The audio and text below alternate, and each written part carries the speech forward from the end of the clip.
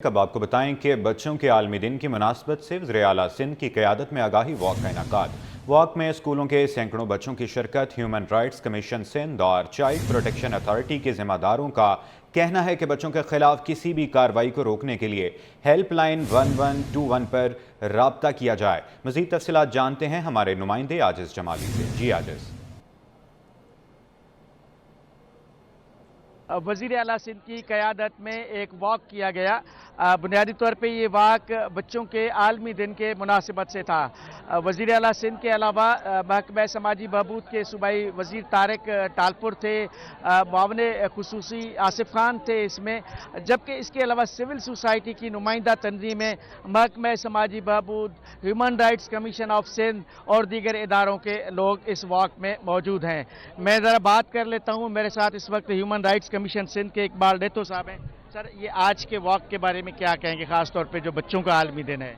देखें, आज का जो दिन है सारी दुनिया में 20 नवंबर इंटरनेशनली चिल्ड्रन डे सेलिब्रेट किया जाता है। और आपको मैं बताऊं, आज से जब 1990 में शहीद मोहतरमा बेनज़ीर भुट्टो ने पाकिस्तान की नुमाइंदगी करनी थी, उसी वक्त पाकिस्तान ने इसकी तोसीक की थी। और आज सिंध में आपने देखा पॉलिटिकल लीडरशिप भी, वज़ीर आला भी थे। तो आज का मकसद ये है कि सिंध में जो चाइल्ड प्रोटेक्शन अथॉरिटी है और उसके नीचे चाइल्ड प्रोटेक्शन यूनिट्स हैं, जो बच्चों के अब्यूज़ है, चाइल्ड मैरिजेज है, चाइल्ड लेबर है, उनके हवाले से सारी सोसाइटी मिल के उनके लिए इश्यूज़ पे काम करें और बिलखुसूस मीडिया इस इश्यूज़ का हाईलाइट करें कि ये जो अब्यूज़ है, ये जो एक्सप्लॉयटेशन है, ये अपने करने वाले लोग हैं, कोई स्ट्रेंजर नहीं है। तो बच्चे हमारे मुस्तकबिल के फ्यूचर हैं।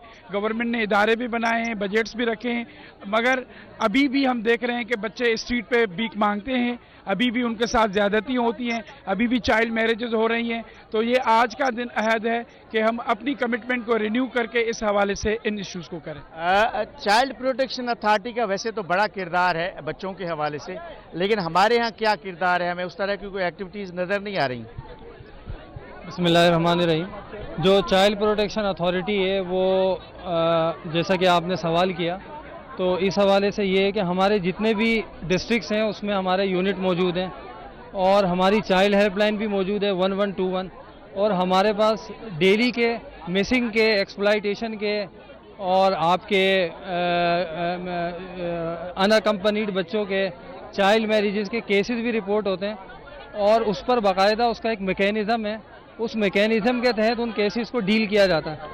बाकी आपका सवाल रहा, देखें हमारे पास जो केस रिपोर्ट हो रहे हैं उस पर बाकायदा हमारे पास डेटा भी मौजूद है और हमारे जो ऑफिसर्स हैं उस पर बाकायदा एक मैकेनिज़्म के तहत उसकी पूरी असिसमेंट होती है। जो भी केस हमारे पास आता है उसकी इनिशियल असिसमेंट है, कॉम्प्रिहेंसिव असिसमेंट है, फिर हमारा रेफरल मैकेनिज़्म का एक पूरा दूसरे डिपार्टमेंट के साथ हमारी कोलाबोरेशन है। सुना आपने कि मैंने महकमा human rights commission, child protection authority और महकमा समाजी बहबूद के ज़िम्मेदारों से बात की है। सब यही कह रहे हैं कि बच्चों के तहफ़्फ़ुज़ का जो कानून है उस पर अमल हो रहा है, लेकिन हमें फील्ड में बहुत सारी नाइंसाफ़ियाँ बच्चों के साथ होते हुए नज़र आ रही हैं।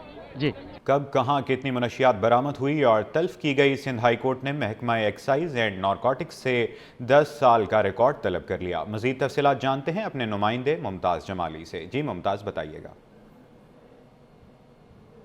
बिल्कुल, देखें आज सिंध हाई कोर्ट कराची ने महकमा नारकोटिक्स और एक्साइज से गुज़िश्ता 10 सालों में मंशियात से मुतल्लिक रिपोर्ट तलब कर ली है कि मंशियात कितनी बरामद हुई है, कितने मुल्ज़मान से मंशियात पकड़ी गई है और मंशियात को तलफ़ कहाँ किया गया है, क्या मंशियात मजिस्ट्रेट के या डिप्टी कमिश्नर के रूबरू तलफ़ किया गया है, और अदालत ने मंशियात की तलफ़ी के शवाहिद जो हैं वो तलब कर ली हैं। दौरान समाअत आज महकमा दाखिला और महकमा एक्साइज एंड नारकोटिक्स के हुकाम अदालत में पेश हुए। अदालती अहकामात पर उन्होंने सिर्फ अबूरी रिपोर्ट अदालत में जमा कराई है, जो कि अदालत ने गैर तसल्ली बख्श करार दी है। अदालत ने हुकाम से आइंदा समाअत पर यानी कि 28 नवंबर तक तमाम ये रिपोर्ट पेश की है। अदालत ने कहा कि आइंदा समाअत पर तमाम शवाहद जो है वो पेश किए जाएँ कि ये जो मंशात पकड़ी गई है ये कहाँ से पकड़ी गई है और ये तलफ़ कहाँ की गई है, क्या तलफ़ करने वक्त SOPs का ख्याल रखा गया है, नहीं रखा गया है, और इस मुतल्लिक तमाम ये तफसीलात जो हैं अदालत ने तलब कर ली हैं। जी, मॉडल ट्रायल कोर्ट शर्की में गैर कानूनी असलहा बरामद होने के मुकदमे की समाअत हुई। मुल्ज़िमान अब्बास और मेज़बान को वीडियो लिंक के जरिए पेश किया गया। सरकारी वकील ने दोनों मुकदमात के इंज़माम की दरख्वास्त जमा करा दी। मज़ीद तफसीलात बताएंगे जवाद आसिफ। जी जवाद, बताइएगा। जी बिल्कुल, देखिए गैर कानूनी असलहा बरामद होने का मुकदमा है जिसकी समाअत एडिशनल डिस्ट्रिक्ट एंड सेशन जज शर्की की अदालत में हुई है, जो कि मॉडल ट्रायल कोर्ट शर्की भी है, जहां पर मुल्ज़िमान अब्बास और मेज़ान को जो है वो वीडियो लिंक के ज़रिए जेल हुक्काम ने अदालत में पेश किया है। इन मुल्ज़िमान पर इस मुकदमे के अलावा मरकज़ी मुकदमे भी ये लोग नामज़द हैं, इनके खिलाफ दर्ज किया गया था, जिस पर आज सरकारी वकील ने दोनों मुकदमात के इंज़माम की दरख्वास्त जमा करवाई है ताकि दोनों मुकदमात को एक साथ एक ट्रायल पर ही चलाया जा सके। अदालत ने जो है इस दरख्वास्त पर जो है वो फ़ैसला महफूज कर लिया है। अदालत ने वकील सफ़ाई को जो है वो नोटिस जारी कर दिए हैं और समाअत 29 नवंबर तक मुलतवी कर दी है। आइंदा समाअत पर जो है वो इस दरख्वास्त पर फ़ैसला सुनाया जाएगा।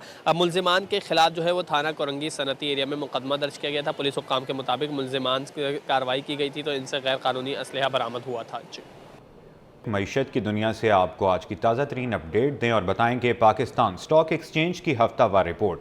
पाकिस्तान स्टॉक एक्सचेंज में रिकॉर्ड बनने का सिलसिला जारी। एक हफ्ते में 100 इंडेक्स में 3034 पॉइंट्स का इजाफा रिकॉर्ड। हफ्ते के अख्ताम पर 100 इंडेक्स 97,798 की सतह पर बंद हुआ।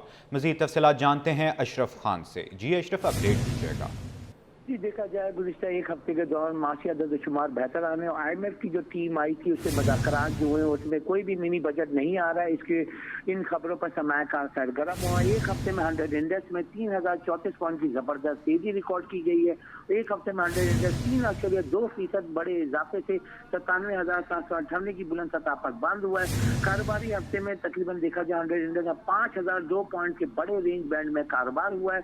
हफ्ते के दौरान 100 इंडेक्स की बुलंद तरीन सतह जो है पहली बार 99,623 रही है और कम तरीन सतह 94,620 रही है। एक हफ्ते में 172 अरब रुपए मालियत के 4 अरब 95 करोड़ का लेन देन रिकॉर्ड किया गया है। शेयर की कीमत बढ़ने पर एक हफ्ते में मार्केट कैपिटलाइजेशन में 311 अरब रुपए का बड़ा इजाफा हुआ और मुल्की तारीख में पहली बार मार्केट कैपिटलाइजेशन 12,518 अरब रुपए पर पहुंच गई है। जी अशरफ खान, अपडेट करने के लिए आपका बहुत शुक्रिया। महंगी बिजली के बायस मार्बल इंडस्ट्री 75% बंद। आल कराची मार्बल एसोसिएशन के सदर इनायतुर रहमान का कहना है कि बिजली के बिल कुव्वते बर्दाश्त से बाहर हो गए। सिर्फ 25% इंडस्ट्री काम कर रही है। हुकूमत साथ दे तो सोलर पर इंडस्ट्री को मुंतकिल कर सकते हैं। मज़ीद तफसीलात जानते हैं अयाज राना से। जी अयाज, बताइएगा।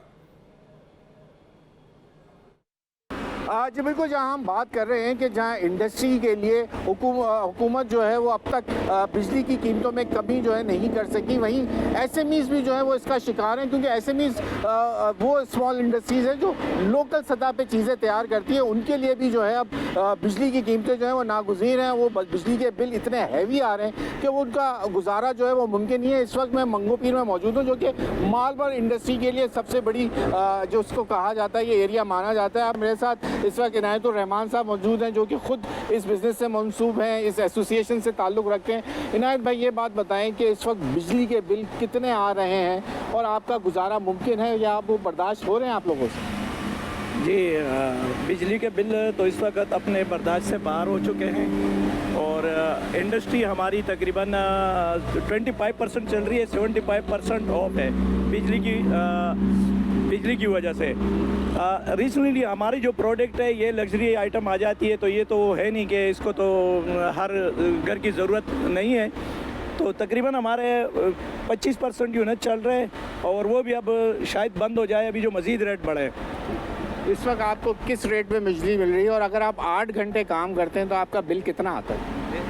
भाईजान, इस वक्त हमें जो पर यूनिट पड़ रहा है वो तकरीबन 72 पड़ रहा है। MDI के रेट इन लोगों ने बहुत ज़्यादा कर दिए हैं, 180 प्लस है। तो हम तकरीबन जो है ना बिजली के वजह से शायद कि हम लोग अपना काम बंद कर दें। कितना बिल आ जाता है ना? एक तकरीबन अगर मंथली आप 8 घंटे काम कर रहे हैं तो बिल कितना अदा कर रहे हैं? देखिए, अगर हम 8 घंटे प्रॉपर हमारी मशीनें चलें तो 2 मिलियन प्लस आ जाता है हम लोगों के बिल। तकरीबन 20 लाख रुपए का जी, इससे ज़्यादा आ जाता है। 20 लाख का बिल। तो अगर मुतबादिल बिजली इस्तेमाल करें तो वो क्या तरीका नहीं है आपकी? जी हैं, बिल्कुल। हमारे इंडस्ट्री के कुछ लोग अभी सोलर पैनल पे जा रहे हैं, लेकिन वो भी इतनी उसकी कॉस्ट ज़्यादा है कि हर बंदे के लिए वो नामुमकिन है। इल्तिजा और ये रिक्वेस्ट होती है, हम हर इंडस्ट्री से यही बात करते हैं कि बिजली की कीमतों के अंदर फौरी तौर पे हुकूमत कमी करे ताकि इंडस्ट्री को सपोर्ट मिल सके। जी। जेल चौरंगी से पीआईबी कॉलोनी जाने वाली शाहराह तबाही के दहाने पर पहुंच गई। वाटर कॉरपोरेशन इंतजामिया की जानिब से लाइन की लीकेज की मरम्मत तो कर दी गई, लेकिन सड़क को तामीर न किया जा सका। इलाके में धूल मट्टी से शहरियों को सांस लेने में दुश्वारी का सामना है। हमारे नुमाइंदे सैयद नोमान गुल वहां मौजूद हैं। जी नोमान।